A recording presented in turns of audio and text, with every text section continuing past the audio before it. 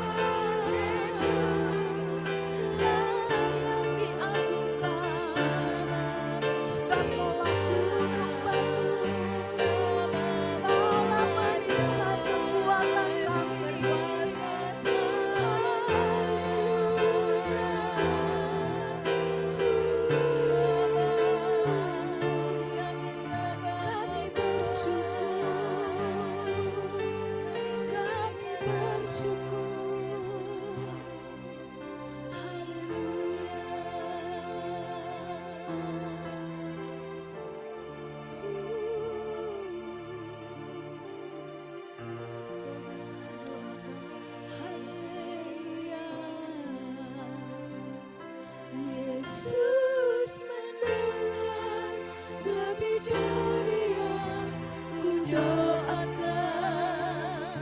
Yesus menjawab lebih dari yang ku harapkan. Dengan caranya di waktu yang tepat, ku kan melihat Dia jadikan semua. Yesus mendengar lebih dari yang ku doakan. Yesus menjawab lebih dari yang ku harapkan. Caranya di waktu yang tepat, ku kan melihat Dia jadikan semua. Sekali lagi nyanyikan dengan iman. Yesus mendengar lebih dari yang ku doakan. Yesus menjawab lebih dari yang ku harapkan. Dengan caranya di waktu yang tepat, ku kan melihat Kau jadikan semua. Ku kan melihat Dia jadikan semua. Ku kan melihat Dia jadikan semua. Haleluya. Berikan sorak-sorai kemuliaan bagi Tuhan Yesus.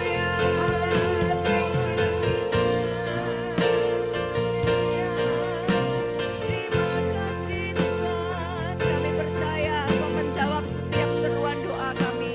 Kami percaya kami sudah menerima setiap seruan doa kami Tuhan. Kami sudah menerima jawabannya di dalam nama Tuhan Yesus. Mari yang sudah menerima jawaban doa bersama-sama dengan saya berkata, amin. Haleluya. Berikan kemuliaan bagi Tuhan. Lebih dahsyat lagi. Mari kita sorakan haleluya. Ada 100 orang di sini kok suaranya kurang kencang. Haleluya. Kita mau mewartakan kabar baik, kita memberikan kabar baik bagi setiap orang miskin. Seperti firman Tuhan berkata, biarlah Tuhan memenuhi kita dengan pikiran kita dengan firman-Nya. Haleluya. Amin. Avinu Shalom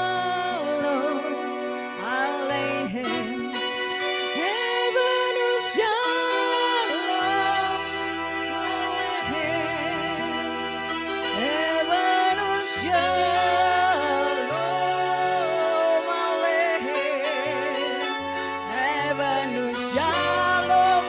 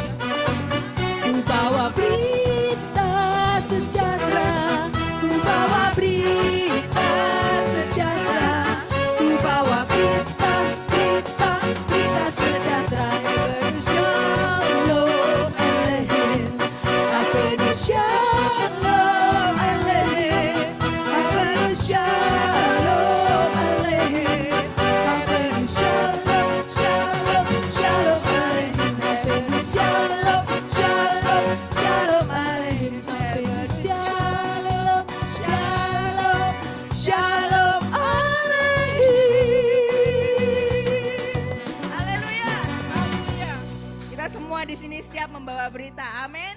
Amin. Berita sukacita. Haleluya. Silakan duduk Pak, silakan. Kita siapkan hati untuk menerima firman Tuhan. Bapak Ibu Saudara semuanya yang sekarang ini sedang dalam pergumulan apapun yang terjadi dalam kehidupan kita percaya bahwa saat kita terus menanti-nantikan Tuhan, bahwa ada waktu yang terbaik yang akan Tuhan nyatakan. Tuhan akan membela setiap perkara kehidupan kita. Tuhan akan memulihkan keadaan kita. Dan bila Tuhan izinkan sesuatu itu terjadi, kita percaya bahwa semuanya adalah untuk kebaikan kita. Amin.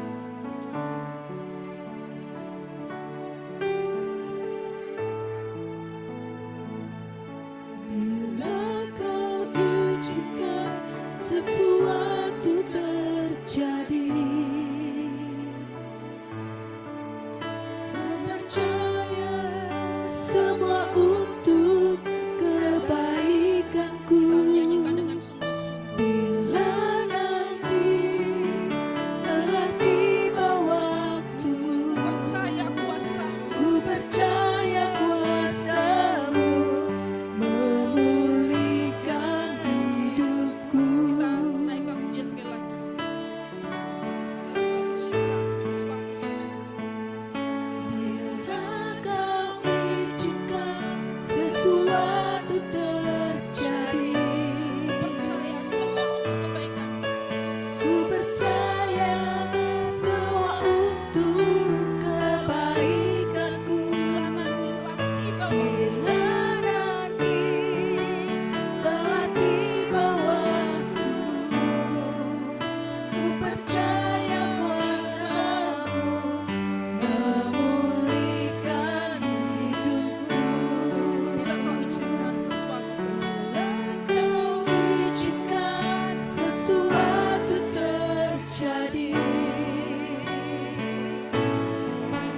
ku percaya semua untuk kebaikanku. Bila nanti telah tiba waktumu, ku percaya kuasa-Mu memulihkan hidupku. Tuhan pasti yang terbaik. Waktu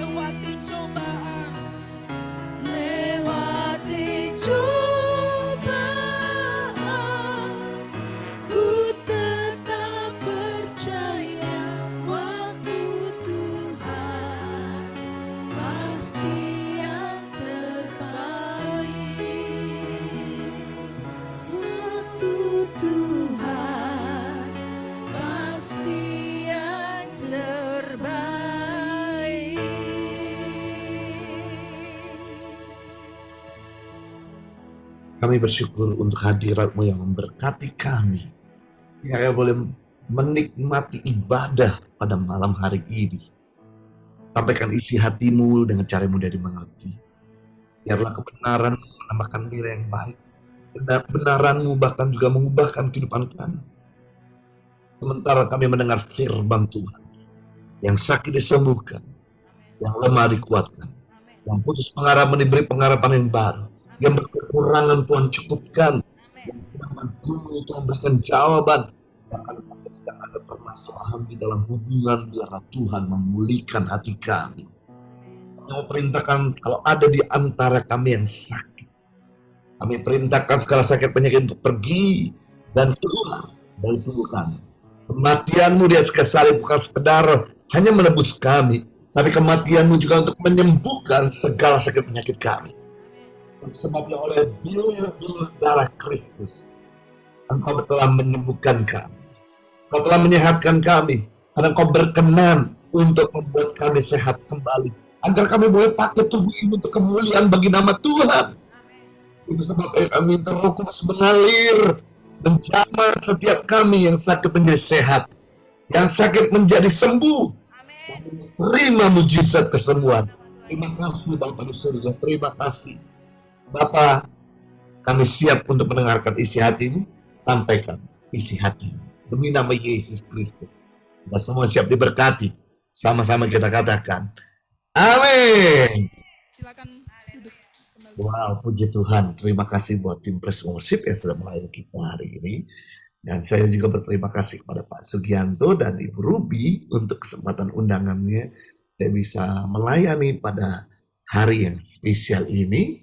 Saya sangat bersuka cita bisa melayani di PD RTS. Untuk kali pertama, buat saya yang belum kenal, perkenalkan nama saya Yohanes Kristianus. Biasa dipanggil Jojo, saya tinggal di Jakarta. Dan sekarang ini Tuhan memberi satu orang istri bernama Henny Kristianus, sebagai sebagian dari saudara yang sudah tahu. Dan kami dikaruniakan 3 orang anak. Anak pertama kembar putri berusia 17 tahun. Dan anak ketiga laki-laki berusia 15 tahun. Dan oleh anugerah Tuhan kami dipercayakan memiliki pelayan kemanusiaan menolong lebih daripada 6.000 anak-anak dalam pendidikan dan makanan bergizi. Dan kami juga sedang mempersiapkan 1.000 anak-anak yang kami tampung di dalam asrama untuk mempersiapkan mereka menjadi pemimpin bagi bangsa Indonesia. Nah, sekarang ini sudah ada di 8 tempat asrama yang kami bangun di seluruh Indonesia. Dan oleh anugerah Tuhan juga kami dipercayakan mengembalakan gereja Impact Moment Indonesia di Moe, lantai P3, Kelapa Gading, Jakarta Utara. Kalau sudah lagi pas ke Jakarta, please mampir. Bisa ketemu sama kita. Puji Tuhan, pada malam hari ini, kalau kita semua senang dengan sebuah judul khotbah, saya mau sampaikan dengan tema, yaitu makna kenaikan Tuhan Yesus Kristus. Karena kita baru saja merayakan kenaikan Yesus, jadi saya akan sampaikan topik ini, karena ini masih nuansa daripada kenaikan Yesus sampai Roh Kudus turun. Hari Minggu ini kita akan peringatkan hari pencurahan Roh Kudus. Nah, ada 4 hari bersejarah kehidupan Tuhan Yesus. Yang pertama adalah Natal. Natal adalah hari kelahiran Tuhan Yesus atau kedatangan Tuhan Yesus kali yang pertama, di mana ini membuktikan bahwa kasih Tuhan yang besar dalam kehidupan kita. Yang kedua adalah hari Jumat Agung, adalah hari penyaliban Yesus Kristus dan kematiannya di Golgota. Ini adalah bukti kasih Kristus yang begitu besar sehingga dia mengambil jalan tidak populer untuk mengorbankan dirinya agar saudara tidak binasa, melainkan beroleh hidup yang kekal. Dan yang keempat, hari bersejarah daripada Tuhan Yesus, Paskah, adalah hari kebangkitan Tuhan Yesus. Hari di mana bukti kemenangan Tuhan Yesus atas maut. Kalau maut saja dikalahkan, apalagi penyakit kita. Pasti dia sanggup sembuhkan. Kalau maut saja dia kalahkan, apalagi hanya cuma kekurangan problema ekonomi kita, pasti dia akan cukupkan. Kalau maut saja dia kalahkan, apalagi cuma problem rumah tangga, pasti dia sanggup untuk pulihkan. Kalau maut saja dikalahkan, apalagi hanya cuma tantangan, pasti Tuhan akan memberikan kemenangan dan jalan keluar. Karena maut telah dikalahkan, pada waktu kebangkitan Yesus Kristus. Yang keempat, hari bersejarah daripada Tuhan Yesus, yaitu hari kenaikan Tuhan Yesus ke surga. Adalah 40 hari setelah Yesus bangkit. Lalu dia menampakkan diri berulang-ulang kepada banyak orang dan murid-muridnya, serta dia juga mengajarkan tentang kerajaan Allah. Selama 40 hari dia menampakkan diri ada di bumi, lalu kemudian merupakan juga 10 hari sebelum Pentakosta. Nah, mungkin pertanyaan saudara, loh kok kenapa Yesus meninggalkan kita kok dirayakan? Yesus naik ke surga kok dirayakan? Biasanya kalau perayaan itu kan hari pernikahan, hari ulang tahun, hari graduation, hari ucapan syukur rumah, kantor. Tapi kenapa kok Yesus naik ke surga, berpisah sama kita, kok dirayakan? Karena rupanya saking luar biasa aja, saudaraku. Hari kenaikan Tuhan Yesus itu merupakan hari yang sangat penting. Bahkan dari 5 hari bersejarah Tuhan Yesus ini, 4 hari bersejarah Tuhan Yesus ini, negara Indonesia membuat menjadi hari libur. Wow. Natal dibikin hari libur. Jumat Agung dibikin hari libur. Paskah jelas di hari Minggu dan hari libur. Kenaikan juga dibikin hari libur. Wow, ini sungguh luar biasa. Berarti tanpa kita sadar bahwa Indonesia mengakui Yesus adalah Tuhan atas negeri kita Indonesia. Ini luar biasa sekali. Betapa pentingnya untuk kita mesti bersyukur kita tinggal di negara Indonesia. Mungkin kalau kita tanya sama Pak Sugianto yang sedang ada di LA dan Ruby, kemarin hari kenaikan di Amerika nggak libur, di Australia nggak libur, masuk kerja. Ya di negara-negara Kristen lain nggak libur, justru Indonesia ini yang dibikin libur. Luar biasa sekali. Indonesia ini kita bersyukur tinggal di negeri kita Indonesia yang mengakui 5 agama, sehingga setiap kali 5 agama ini punya hari raya penting dibikin libur. Jadi sungguh kita bersyukur tinggal di Indonesia, bahwa Indonesia adalah negeri yang memang punya harapan karena Tuhan ada di negeri kita Indonesia. Buktinya sampai sekarang saudaraku, Indonesia ditolong sama Tuhan, diselamatkan dari berbagai krisis yang harusnya udah bangkrut saudaraku ya, tapi Tuhan tetap tolong. Nah, mari kita lihat saudaraku, makna daripada kenaikan Tuhan Yesus yang begitu penting untuk kita pahami. Kalau Indonesia mengambil hari libur di hari kenaikan Yesus dan kita bisa beribadah bersama-sama, kita akan belajar maknanya apa. Yang pertama, makna daripada kenaikan Tuhan Yesus membuktikan bahwa Yesus bukan sekadar manusia, tapi Yesus adalah Tuhan atas bumi dan atas surga. Dia berasal dari surga, dia turun ke bumi, dan dia kembali lagi ke surga, dan dia mempersiapkan tempat bagi kita di surga. Nah, mari kita lihat di sini Kisah Rasul 1 ayat 3. Kepada mereka Yesus menunjukkan dirinya setelah penderitaannya selesai dengan banyak tanda. Ia membuktikan bahwa ia hidup. So, selama 40 hari, ia berulang-ulang menampakkan diri dan berbicara kepada mereka tentang kerajaan Allah. Yesus itu, saudaraku, menambahkan diri kepada murid-muridnya bukan dalam roh gentayangan, tapi dalam wujud tubuh seperti sekarang kita miliki. Dan dia selama 40 hari menambahkan diri berulang-ulang kepada murid-muridnya dan mengajarnya tentang kerajaan Allah. Wow, biasanya Tuhan kita Tuhan kreatif. Kalau khotbah ngajar nggak pernah pakai materi yang sama, tapi khusus 40 hari setelah kebangkitannya berada di bumi, dia cerewet sekali. Dia sangat mengutamakan bicara soal kerajaan Allah. Sesudah ia mengatakan demikian, terangkatlah Yesus, disaksikan oleh mereka, dan awan menutupnya dari pandangan mereka. Saudara, mungkin saudara berkata, Pak Jojo, kayaknya Yesus itu buktinya dari mana kalau dia memang hidup? Saudara, saya kasih tahu, Ada 8 bukti bahwa Yesus itu bangkit. Yesus itu hidup. Yang pertama, bukti bahwa Yesus itu bangkit. Kubur kosong membuktikan bahwa dia hidup. Isu yang disebarkan kemana-mana bahwa Yesus itu bukan hidup, tapi mayatnya dicuri. Saya mau kasih tahu, kalau Yesus itu dicuri mayatnya, lalu kenapa kain kafan dia ditinggalkan?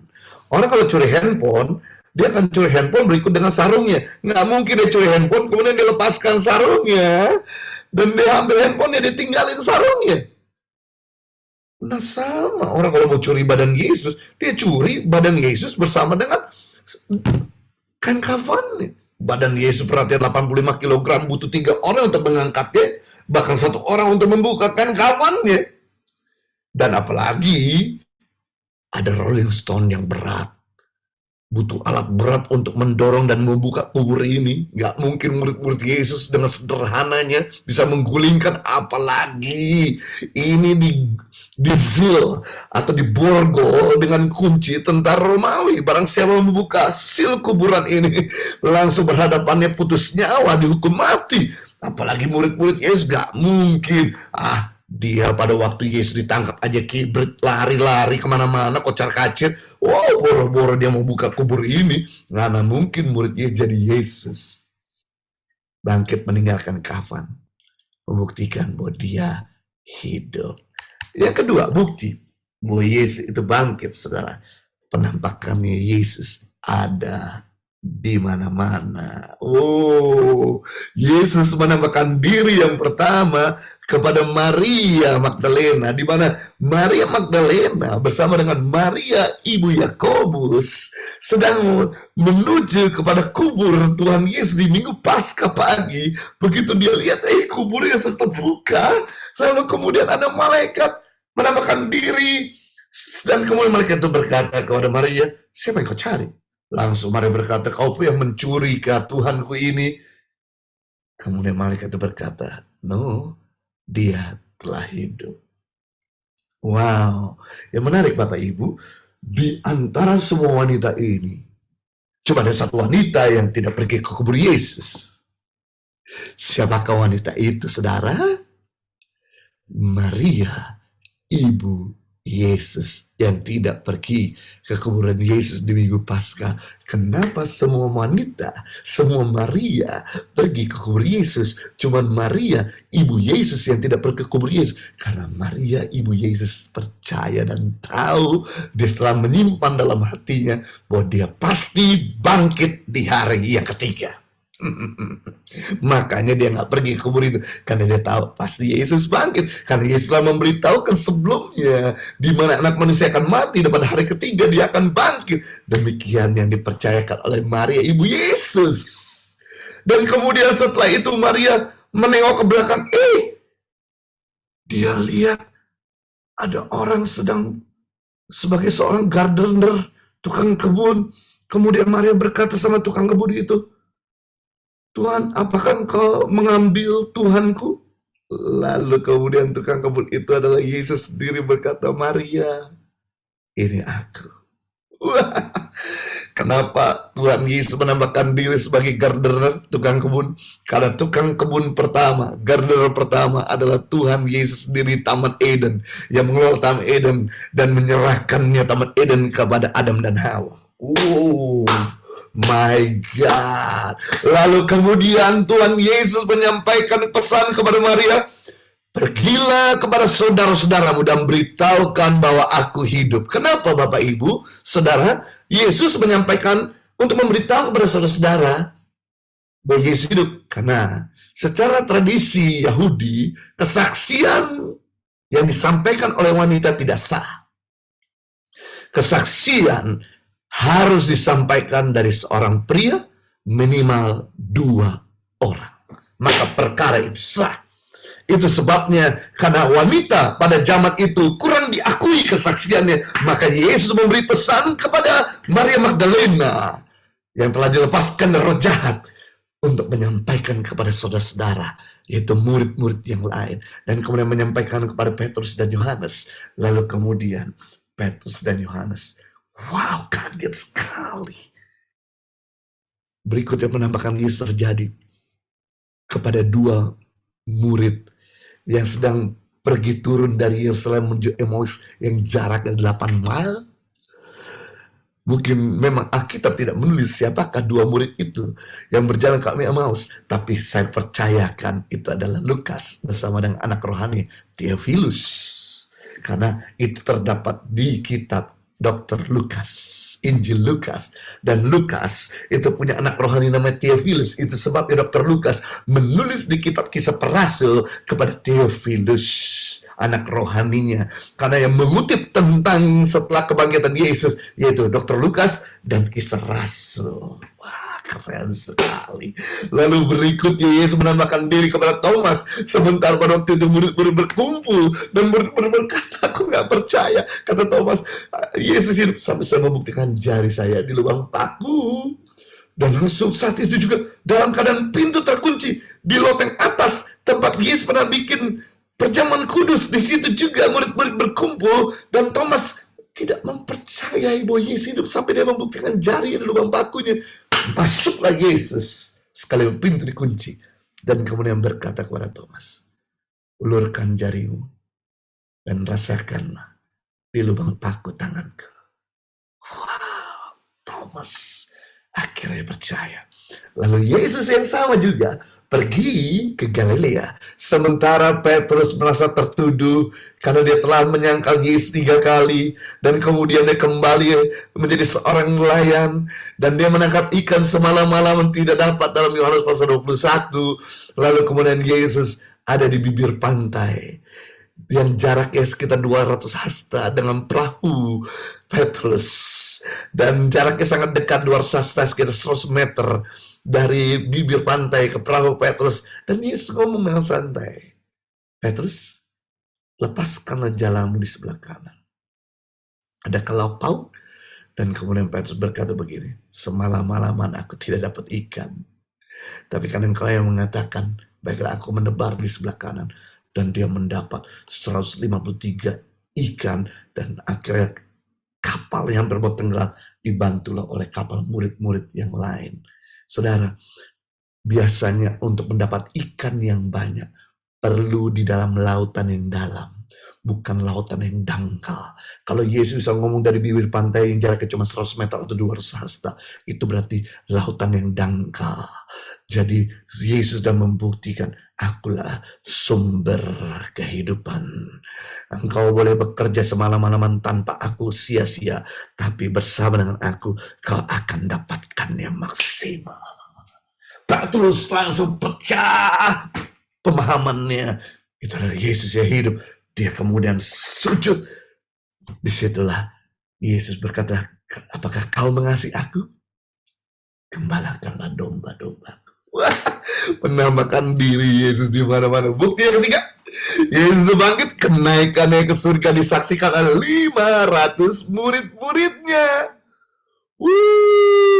Yesus itu naik sendirian, dia naik disaksikan 500 murid-murid ya. Ada di 1 Korintus 15. Oh, Yesus, ada pendeta banyak begini berkata, aku ini sering naik turun surga. Oke. Kalau ada pendeta yang sering berkata, aku sering naik turun surga, siapa saksinya? Jadi kalau ada pendeta saudara yang mengakui bahwa dia sering naik turun surga, katakan, Pak Pendeta, ajak aja kalau naik surga, jangan sendirian. Biasanya kalau udah naik surga nggak mau turun lagi ke bumi. Kok Pak Pendeta mau turun lagi ke bumi? Atau begini aja, kalau ada pendetamu yang suka naik turun surga, katakan, Pak Pendeta, biar aku jadi saksi. Seperti Yesus, naik ke surga ada saksinya dong. Biar jangan Bapak Pendeta saja yang bercerita, biar kami juga menceritakan Bapak Pendeta naik ke surga juga. Yesus naik ke surga disaksikan 500 murid, bukan cuma 10, bukan 12, ratusan. Berikut yang kelima, bukti bahwa Yesus itu bangkit. Para murid hidupnya berubah. Wah, itu Petrus yang pengecut jadi Petrus yang pemberani. Thomas yang ragu-ragu tidak percaya Yesus jadi Thomas yang penuh dengan iman.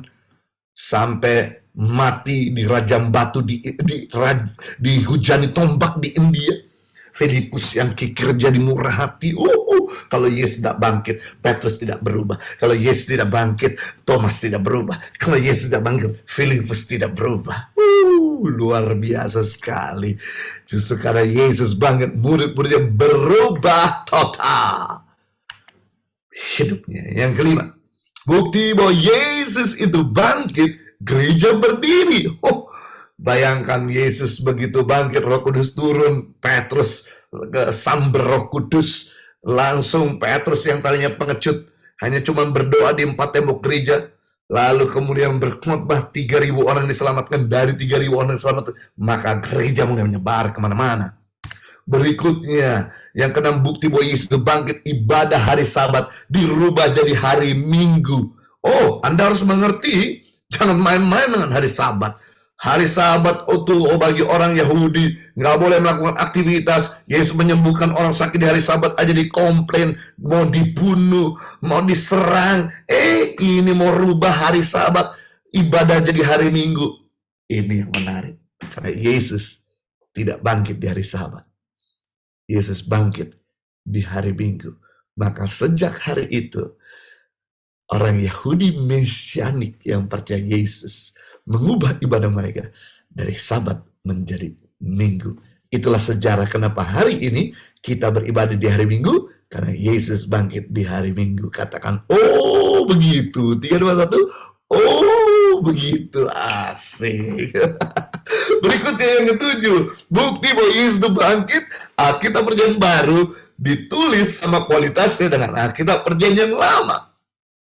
Kalau Yesus nggak bangkit, nggak mungkin Matius menulis Kitab Perjanjian Baru. Kalau Yesus nggak bangkit, nggak mungkin Markus menulis Kitab Perjanjian Baru. Kalau Yesus nggak bangkit, nggak mungkin Dr. Lukas menulis Kitab Perjanjian Baru. Nggak mungkin Rasul Paulus menulis Kitab Perjanjian Baru. Karena Yesus bangkit, makanya menulis cerita apa yang Yesus ajarkan. Dan setelah Yesus naik ke surga, apa yang terjadi? 8 terakhir. Bukti bahwa Yesus itu bangkit, Bapak Ibu Saudara. Mujizat terjadi di dalam nama Yesus Kristus. Kalau Yesus gak bangkit, nama Yesus gak berkuasa. Coba tunjukkan sama saya, nama nabi mana yang bisa menyembuhkan orang sakit? Nama rasul mana yang bisa ngusir roh jahat? Dalam nama Nabi Musa, roh jahat pergi. Roh jahat berkata, siapa tuh? Dalam nama Daniel, sakit penyakit sembuh. Siapa Daniel? Tapi dalam nama Yesus Kristus, roh jahat pergi, roh jahat langsung pergi. Dalam nama Yesus Kristus, sakit penyakit sirna, sakit penyakit langsung sirna. Ini kalau ada 8 bukti bahwa Yesus bangkit, amat sulit bagi kita mengatakan bahwa Yesus tidak bangkit. Wow. Nah, sepanjang Yesus di bumi, Yesus itu 100% manusia dan 100% Tuhan. Mari kita buktikan. Dia bukan 50% Tuhan, bukan 50% manusia. Tapi dia 100% Tuhan dan 100% manusia. Mari kita lihat. Yang pertama, bukti bahwa Yesus itu 100% manusia dan 100% Tuhan. Yesus bisa letih, makanya perlu tidur. Berkali-kali Alkitab menulis bahwa Yesus istirahat, bahkan juga ada di atas perahu murid-murid Yesus. Rasa letih Yesus, perlu istirahat Yesus membuktikan dia 100% manusia. Tapi, sekalipun Yesus letih, sekalipun Yesus kurang tidur, Yesus tidak pernah sakit. Tidak pernah sakit Yesus membuktikan dia 100% Tuhan.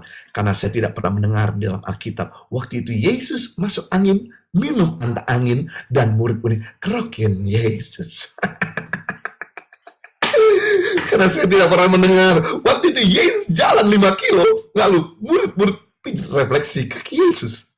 Aduh, karena Yesus waktu itu tidur di atas perahu, tidak ada matras, maka Yesus dikoprekter untuk tulangnya diluruskan. Tidak pernah Yesus sakit, saudaraku.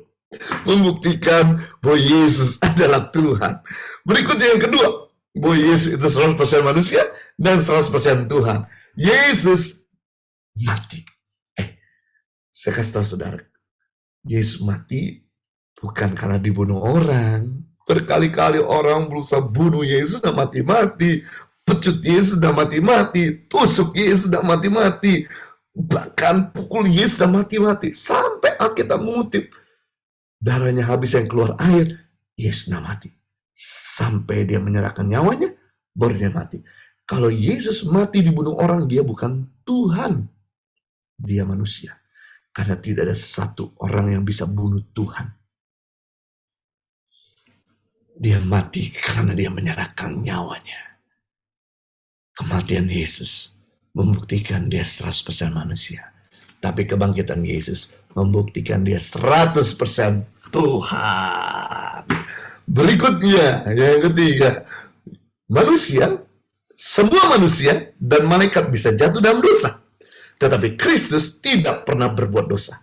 Sebagai bukti, Adam, manusia pertama yang diciptakan sama Tuhan, yang masih suci, ditaruh Taman Eden, bisa bikin dosa. Kenapa? Karena dia 100% manusia, bukan 100% Tuhan. Semua manusia bisa jatuh dalam dosa, bahkan malaikat pun bisa jatuh dalam dosa. Yesus kenapa tidak bisa bikin dosa? Karena dia Tuhan. Keren. Mengagumi sekali habis ini saya. Pasti sudah akan makin mengagumi Tuhan. Ya, luar biasa. Berikutnya, Kristus berdoa. Betul, Yesus berdoa. Di tempat kesempatan dia berdoa. Pagi hari dia berdoa. Siang hari dia berdoa. Malam hari berdoa. Tapi dia tidak pernah berdoa minta pengampunan.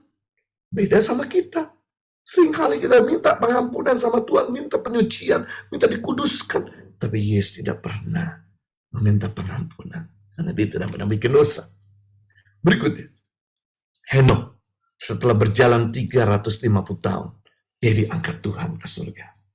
Elia setelah dia berjalan bersama Tuhan, Tuhan jemput dengan kereta api berkuda. Tapi Yesus naik ke surga dengan kuasanya sendiri. Kalau manusia naik ke surga diambil, diangkat. Kalau Yesus naik ke surga dengan kuasanya. Berikut yang menarik ini dia. Yang F, kenapa?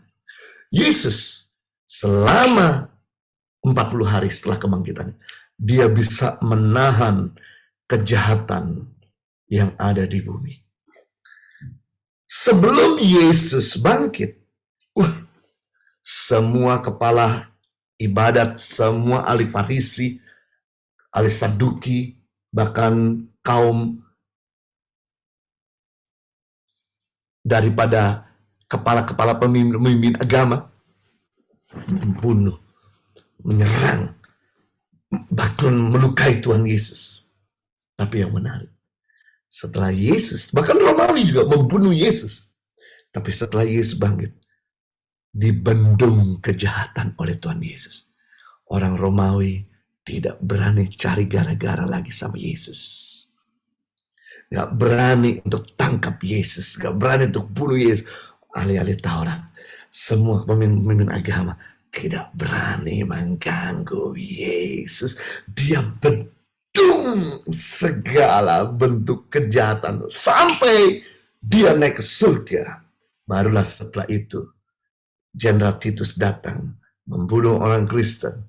Kaisar Nero membakar orang Kristen. Orang-orang Yahudi membenci orang-orang yang ikut Yesus. Tapi selama Yesus dia bangkit, sebelum naik ke surga, dia tahan kejahatan. Artinya orang boleh jahat sama kita, orang boleh sini sama kita, orang itu boleh mereka-reka yang jahat. Tapi kalau Tuhan itu berkuasa, dia akan bendung sehingga tidak bisa merebut nyawa kita. Sekalipun kita boleh dirugikan, tapi Tuhan akan menggantikan berlipat kali ganda. Seperti masa Ayub. Iblis boleh mengambil hartanya, iblis boleh mengambil anak kandungnya, iblis boleh mengambil kesehatannya, tapi tidak berani mengambil nyawanya. Kenapa? Karena Tuhan yang membendung dan menjaga dia agar nyawanya jangan hilang. Dan karena kesetiaan Ayub, maka Tuhan menggantikan keadaan Ayub 2 kali lipat. Saudara, kalau Anda meyakinkan bahwa dia adalah Tuhanmu yang kau sembah, kau percaya, engkau gak perlu kecewa sama orang jahat, engkau gak perlu takut sama semua problema yang ada. Justru dia ahli yang membendung untuk menjaga sampai kita tidak jatuh tergeletak. Dan Tuhan pasti akan kembalikan semua yang telah diambil orang-orang jahat sama kita. Yang percaya katakan amin. Yang kedua, makna daripada kenaikan Yesus ke surga, supaya Roh Kudus turun dan mengubah hidup orang percaya. Yesus berjanji, kalau aku tidak naik ke surga, maka Roh Kudus, Roh penghibur, tidak akan pernah turun. Tapi kalau aku naik ke surga, maka Roh Kudus, Roh penghibur, Paracletos itu akan turun. Yohanes 16 ayat 7, namun benar yang kukatakan ini kepadamu, kata Yesus, ada lebih berguna, ada lebih berbahagia, ada lebih baik, ada lebih menguntungkan bagi kamu jika aku pergi. Sebab kalau aku tidak pergi, Roh penghibur, Roh Kudus tidak akan datang kepadamu. Tetapi jika aku pergi, maka Roh Kudus akan turun kepadamu. Wow. Yesus sendiri loh yang mengatakan ada lebih menguntungkan, lebih berguna, lebih bermanfaat kalau aku naik ke surga, supaya Roh Kudus, supaya Roh Kristus tinggal di dalam kamu. Saudara, ini yang luar biasa. Waktu Yesus naik ke surga, murid-murid kumpul di loteng atas, tempat di mana pernah dilakukan perjamuan kudus, pernah di mana Thomas juga didatangi oleh Tuhan Yesus. Nah, murid-murid kemudian setelah kenaikannya di Bukit Zaitun Yerusalem, lalu kemudian mereka sekitar ada 120 murid-murid pergi ke loteng atas itu dan mereka berdoa di sana. Tapi anehnya, setiap hari berdoa selama 10 hari. Tidak ada keberanian untuk keluar memberitakan Injil. Selama 10 hari berdoa di loteng atas itu, sebelum Roh Kudus turun dan sudah Yesus naik ke surga, tidak ada satu jiwa yang Tuhan tambahkan. Selama 10 hari mereka berdoa sebelum Roh Kudus turun, tidak ada api yang membakar mereka. Mereka rasa kering, mereka rasa kosong dan hampa. Ini mengerikan, saudara. Hidup tanpa Tuhan. Kenapa? Karena dalam kurun 10 hari itu, tidak ada Tuhan di bumi. Bapa di surga, Yesus di surga, Roh Kudus di surga. Alkitab pernah mencatat di mana bumi tidak ada Tuhan 2 kali. Yang pertama, antara perjanjian lama dengan perjanjian baru, ada satu lembar kertas di Alkitab kita. Itu 400 tahun Tuhan dah bicara. Dunia bengis, jahat, dunia kelam, penuh dengan ketakutan. Yang kedua, di mana bumi gak ada Tuhan, pada waktu Yesus naik dan Roh Kudus belum turun selama 10 hari. Ketiga, nanti sebelum kedatangan Tuhan, Roh Kudus diambil dari bumi. Orang-orang percaya dijemput ke surga. Sebelum Yesus datang, dunia ini penuh dengan antikris, penuh kejahatan. Mengerikan. Manusia tanpa Tuhan. Hidup semau-maunya mereka. Tidak tenang. Makanya murid-murid ketakutan hanya cuma berdoa. Untung mereka tekun berdoa. Setelah tekun berdoa, 10 hari setelah Yesus naik, Roh Kudus memenuhi mereka seperti lidah-lidah api, memenuhi mereka sehingga Petrus yang pengecut, yang baru beberapa hari sebelumnya, nggak nyampe 50 hari sebelumnya, di mana dia menyangkal Yesus 3 kali, kemudian dia keluar dari 4 tembok gereja karena udah penuh Roh Kudus. Dia berkhotbah 3.000 orang diselamatkan. Kemudian tentara Romawi berkata, kau khotbah lagi, kami tangkap kau, kubunuh kau. Petrus berkata, siapa takut? Padahal baru 50 hari, 53 hari sebelumnya dia nyangkal Yesus. Tapi setelah itu dia berani berkata, siapa takut kalau aku ditangkap karena nama Yesus. Dan kemudian betul tentara Romawi menangkap Petrus, membawa ke Roma, disalib. Dan kemudian Petrus setelah disalib, dia berteriak, guys, kenapa lagi?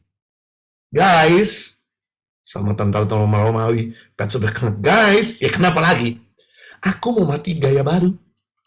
Kalau Yesus mati kepala di atas, kaki di bawah, aku pengen lebih exciting matinya. Tolong balik saya, kepala di bawah, kaki di atas. Lu bayangkan, mau mati aja masih bertingkah.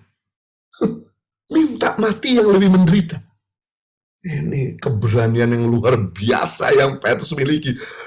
Coba Anda nanti ya, sebelum makan malam, terbalik. 10 menit aja deh, nggak usah 20 menit.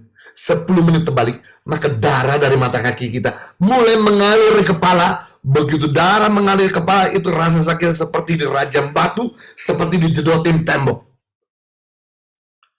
Waktu Petrus dibalik itu darah mengalir ke kepala, dia teriak, darah muncrat di hidung. Darah mengalir ke kepala, dia teriak, darah muncrat di telinga. Darah mengalir ke kepala, Petrus teriak, darah muncrat di kedua lubang paku. Sejarah menulis bahwa Petrus matinya seperti teri ikan asin. Kering. Nah, lihat teri?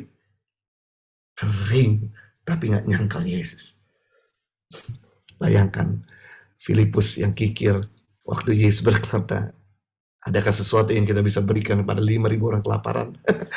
Sebetulnya Yesus pengen menguji, Alkitab menulis Yesus pengen menguji seorang murid Yesus bernama Filipus. Karena Filipus yang pegang uang 200 dinar, langsung Filipus tahu, karena itu dia mengkerucut kepada Filipus. Filipus gebrak meja, uangku 200 dinar tidak akan pernah mengenyangkan mereka sekalipun dibelikan roti. Tapi Filipus telah dipenuhi Roh Kudus, menjadi murah hati, memberitakan Injil sampai ke Asia Kecil, dan matinya disalib di Asia Kecil, di Hierapolis. Kalau Anda pergi ke Turki, Asia Kecil, mintalah guide untuk membawa Anda bukan cuma ke Hierapolis di bawah, tapi paling puncak, disitulah Anda melihat makam daripada Filipus yang baru ditemukan di tahun 2009 kemarin. Wow, amazing Tuhan. Dan saya rindu setiap saudara itu untuk jangan cuma sibuk doing, jadi Marta tapi nggak jadi Maria. Maka Yesus itu menegur Marta supaya jangan banyak aktivitas tapi ngalami Roh Kudus, penuh Roh Kudus. Kenapa saudara? Seperti di tangan saya ini ada spons. Spons ini tidak akan pernah menuangkan air kalau dia nggak pernah dilelep sama, dicelupin dulu di air. Karena dicelupin sama air, maka spons ini bisa mengeluarkan air, bisa memberkati sekitar. Sama halnya pagi hari, kita perlu disirami oleh hadirat Tuhan untuk jadi Maria. Setelah kau jadi Maria, dipenuhi oleh kasih Allah. Kasih itu baik hati, kasih itu murah hati, kasih itu tidak cemburu, kasih itu memaafkan, kasih tidak sombong. Maka setelah kau dipenuhi oleh kasih Allah, kau siap untuk melakukan aktivitas dengan sumbu panjang dan bukan sumbu pendek. Setelah kau jadi Maria, jadi Marta. Sebelum kau jadi Marta, jadi Maria. Setelah kau jadi Maria, jadi Marta lagi. Setelah jadi Marta, jadi Maria lagi. Kenapa Anda jadi hamba Tuhan mudah kecewa? Kenapa kita jadi pengusaha yang mudah kecewa? Kenapa kita jadi karyawan yang mudah kecewa? Kenapa kita jadi orang tua yang mudah kecewa? Kenapa kita jadi anak yang mudah kecewa? Karena kita tidak menyerap kasihnya di pagi hari, ngalami Roh Kudus. Makanya penting sebelum kita mengubah orang lain, rubah diri kita sendiri. Bukan bagian kita mengubah orang lain, itu bagian Tuhan. Kita akan kecewa kalau kita coba mengubah orang lain, pasangan kita, anak kita, orang tua kita. Sibuklah mengubah diri sendiri dengan bergaul sama Roh Kudus dan melakukan firman-Nya, maka engkau akan mendapatkan kekuatan. Kau berubah, kau jadi sumber inspirasi. Orang lain lihat kamu berubah, mereka ikut berubah. Yang kedua, tugas kita selain mengubah diri sendiri karena mengalami Roh Kudus, yang berikutnya yaitu kita perlu mendoakan agar mereka juga mengalami Roh Kudus. Nah, ini yang menarik. Waktu murid-murid tengah-tengah Yesus selama 3,5 tahun, hidupnya nggak banyak berubah. Petrus tetap nyangkal 3 kali. Thomas masih nggak percaya. Yudas masih jual Yesus. Maka Yesus berkata, ada lebih berguna. Kalau aku naik ke surga, maka aku akan tinggal dalam diri kamu.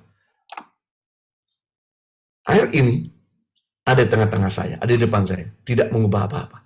Air ini ada di atas saya juga tidak mengubah apa-apa. Air ini ada di samping saya juga tidak mengubah apa-apa. Air ini di belakang saya juga tidak mengubah apa-apa. Coba saya pindahkan air ini ke dalam diri saya. My God, saya rasakan transformasi energi. Saya merasakan kekuatan dan kesegaran. Saya khotbah lagi 2 jam saya ladenin. Apalagi kalau kepiting coma itu ada di dalam diri saya. Beda antara kepiting di depan saya sama kepiting di dalam saya. Udah beda. Saya khotbah 5 session lagi ke depan, saya ladenin. Makanya Yesus berkata, ada lebih berguna kalau aku tuh ada di dalam diri kamu, bukan di tengah kamu. Buktinya, murid-murid ada tengah-tengah Yesus selama 3,5 tahun. Mereka tahu semua pengajaran Yesus, mereka lihat semua mujizat Yesus, mereka bahkan mengusir roh jahat, mereka juga melakukan mujizat, hidupnya tidak berubah. Kenapa? Karena Roh Kudus tidak di dalam mereka. Yesus tidak dalam mereka. Makanya begitu mereka mengalami Roh Kristus, Roh Kudus, mereka berubah. Penting di sini sebagai hamba Tuhan, sebagai anak-anak Tuhan, untuk mengalami Dia setiap pagi. Terakhir ketiga, kemudian saya selesai. Makna daripada kenaikan Yesus, jangan hanya merenungkan surga, tetapi tidak melakukan apa-apa. Apa yang terjadi ketika Yesus mulai naik ke surga perlahan-lahan?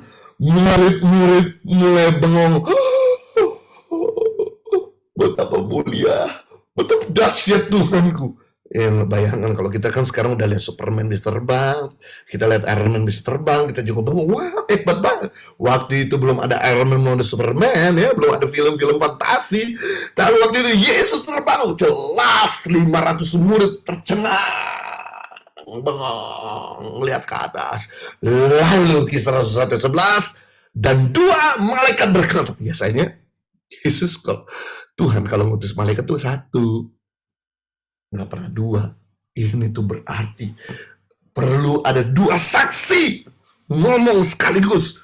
2 malaikat berkata kepada mereka, hai orang-orang Galilea, mengapa kamu berdiri melihat ke langit? Yesus ini yang terangkat ke surga meninggalkan kamu akan datang kembali dengan cara yang sama seperti kamu melihat Dia naik ke surga. Yang menarik, malaikat 2 itu ngomong supaya saksi loh. Bukan kamu lihat 1 malaikat saja seperti hantu, tapi 2 malaikat ngomong yang sama. Hai orang-orang Galilea. Padahal Yesus naik di Bukit Zaitun di Yerusalem. Yesus tidak naik di Galilea. Waktu itu bukan cuma ada orang Galilea. Waktu itu ada orang Yerusalem, ada orang Kapadokia, ada orang Libya, dari Afrika, ada orang dari berbagai kota-kota yang lain. Datang juga di situ menyaksikan Yesus naik ke surga. Lalu kenapa malaikat itu berkata, hai orang-orang Galilea? Karena orang-orang Galilea melayani Yesus. Dari 12 murid Yesus, 11 dari Galilea, cuma 1 dari Yerusalem. Siapa dia yang dari Yerusalem? Cuma satu-satunya Yudas. Dan karena Yudas mati gantung diri, semua murid-murid berasal dari Galilea. Biasanya mereka melayani Tuhan, tapi kemudian karena mereka bengong lihat ke surga, malaikat ingetin, jitak kepalanya, jangan cuma renungkan surga, lakukan tugas dan tanggung jawabmu di bumi. Bapak Ibu Saudara sekalian, kita ini nggak usah pusing sama surga. Karena surga pasti sudah jadi bagian saudara dan saya. Sudah jadi milik kita. Kalau Tuhan tempatkan kita di bumi, berarti Tuhan mau kita berkarya di bumi. Nanti suatu kali ketika kita kembali ke surga, semua di surga sudah sempurna. Kita nggak punya kesempatan lagi berkarya. Nggak ada orang sakit di surga, nggak ada orang miskin di surga. Semua orang happy dan sejahtera. Kenapa Tuhan titipkan kita umur 70 tahun, 80 tahun, 90 tahun di bumi? Untuk kita berkarya. Kenapa nggak dari dulu Tuhan taruh kita di surga? Dulu di surga, sekarang di surga, selama-lama di surga. Karena Tuhan mau kita berkarya. Jadi history maker, jadi way maker, jadi pembuat sejarah, jadi pembuat jalan ada di bumi. Bapak Ibu Saudara, please. Kalau masuk surga jangan cuma bahagia. Orang masuk surga bahagia sudah umum. Kalau Anda ke surga harus bangga, bukan cuma bahagia. Ada karya yang kau buat. Gajah mati meninggalkan gading, harimau mati meninggalkan belang, manusia mati meninggalkan nama. Apa yang kalian mau lakukan? Madam Teresa di surga bukan cuma bahagia loh. Dia bangga karena laut hidupnya. Anak-anak yang dibuang di sungai Ganggang, yang mau dibuang sama orang tuanya, diambil, diselamatkan. Anak-anak yang sakit kepalanya besar, membengkak, kemudian ditolong dan diselamatkan. Nelson Mandela di surga bukan cuma bahagia guys, tapi bangga karena lihat hidupnya dia menjadi tokoh perdamaian antara orang kulit putih dan kulit hitam di Afrika. Hari ini di Afrika Selatan, orang kulit putih dan kulit hitam bisa bersama-sama bergaul, bersekolah, bisa punya bersama-sama, tinggal bersama-sama. Itu kenapa? Karya Nelson Mandela. Saya mau saudara semua yang ada di bumi, selama kau masih bernafas, ini kesempatan kita berkarya. Kenapa? Begitu kita udah berhenti bernafas, kita selesai punya kesempatan berkarya. Makanya kenapa saya bersama Henny, istri saya, tinggalkan Australia. Karena kami berpikir, ya mumpung kami masih muda. Orang tua saya di sana loh. Tiga adik kandung saya semua di sana. Saya 4 bersaudara. Anak kandung saya lahir di sana. Kakak kandung istri saya di sana. Semua paman dan saudara di sana. Kami tinggalkan Australia. Bawa anak kandung saya lahir di sana yang warga negara Australia. Kembali ke Indonesia. Untuk menolong Indonesia. Mumpung saya masih muda, masih hidup. Saya nggak bisa bayangkan di usia 85 tahun baru saya kembali ke Indonesia. Dan baru nolong Indonesia. Udah di kursi roda.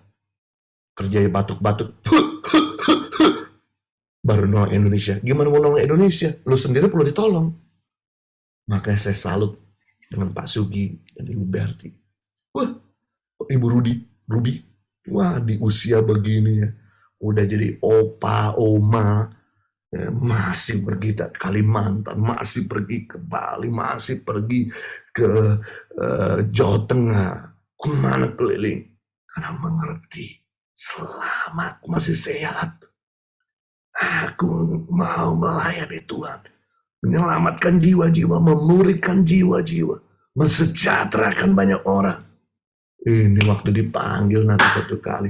Itu Tuhan tuh tepuk tangan. Mahkotanya tuh banyak tersedia di surga. Saya mau kasih tau, kalau masuk surga jangan cuma gundul. Menjadi sebelah Yesus. Selama hidupnya jahat.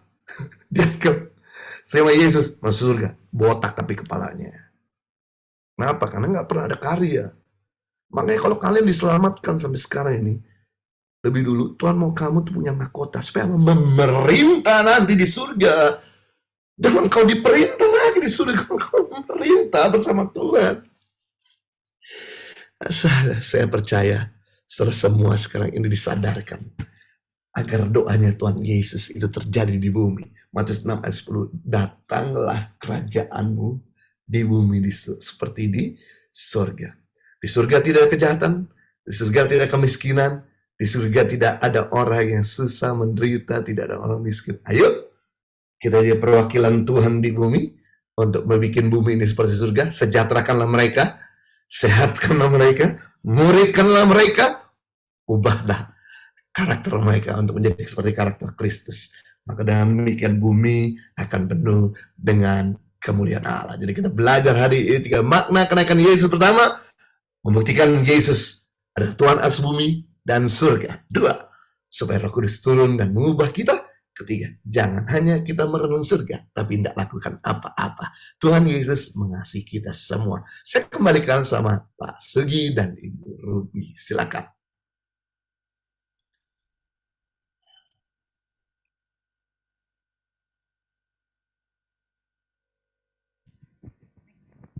Terima kasih untuk firman Tuhan pada malam hari ini. Kita percaya bahwa kita semua ada di bumi ini untuk suatu maksud yang luar biasa. Amin. Tuhan akan memperlengkapi kita. Jangan takut Bapak Ibu. Kita harus bersaksi, kita harus melakukan apa yang menjadi bagian kita. Sampai Tuhan memanggil kita. Amin. Haleluya. Terima kasih Pak. Kita bersama-sama berdoa untuk firman Tuhan. Mari kita bersatu dalam doa. Bapa kami yang baik, kami percaya Tuhan, Engkau yang sudah mengutus setiap kami di bumi ini. Tidak ada sesuatu yang melakukan rancangan-Mu dalam kehidupan kami. Kami percaya rancangan-Mu atas setiap kehidupan kami adalah rancangan yang indah. Engkau yang mengutus setiap kami untuk datang kepada setiap orang-orang, kepada setiap rekan-rekan kami, supaya kami memberitakan bahwa Engkau adalah Tuhan dan Juru Selamat yang hidup. Engkau adalah Tuhan yang berkuasa di bumi dan di surga. Berikan kepada setiap kami Tuhan hikmat-Mu, berikan kepada setiap kami keberanian yang berasal daripada-Mu, supaya kami menjadi orang-orang yang Kau utus di bumi ini. Terima kasih Tuhan untuk hamba-Mu Pak Jo sudah memberitakan kebenaran firman Tuhan, sudah menyatakan isi hati-Mu. Engkau memberkati Pak Jo dan Ibu Heni Tuhan dengan pelayanannya. Engkau memberkati mereka Tuhan, tidak pernah berkekurangan, bahkan mereka terus berkelimpahan. Mereka akan mewartakan kabar baik kepada setiap orang yang mendengar, yang akan mengerti dan akan lebih dalam lagi mengerti tentang Engkau.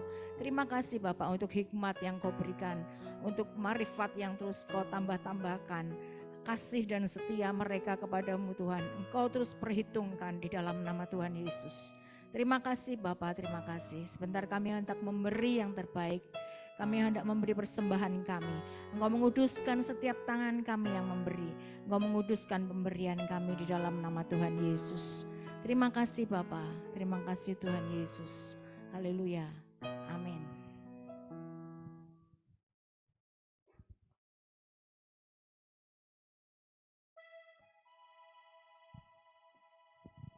Mari anak-anak yang mau mengedarkan kantong persembahan.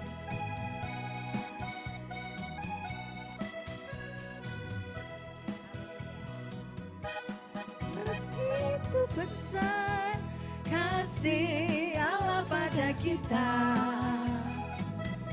diberkatilah anak cucu kita di mana-mana. Tuhan mengubah miskin dan menjadikan kaya. Dia merendahkan dan meninggikan juga.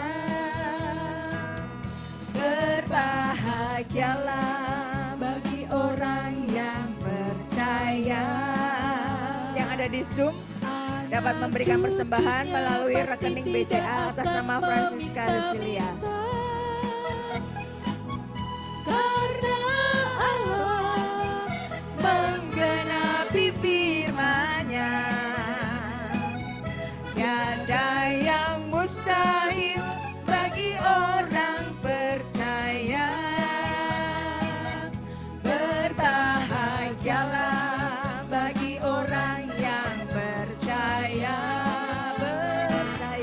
Anak cucunya pasti tidak akan lo minta-minta, karena Allah menggenapi firman-Nya. Tiada yang mustahil, tiada yang mustahil bagi orang percaya. Tiada yang mustahil bagi orang percaya. Tiada yang mustahil bagi orang percaya. Haleluya. Ada yang mau bersaksi malam hari ini? Yang ada di Zoom mungkin?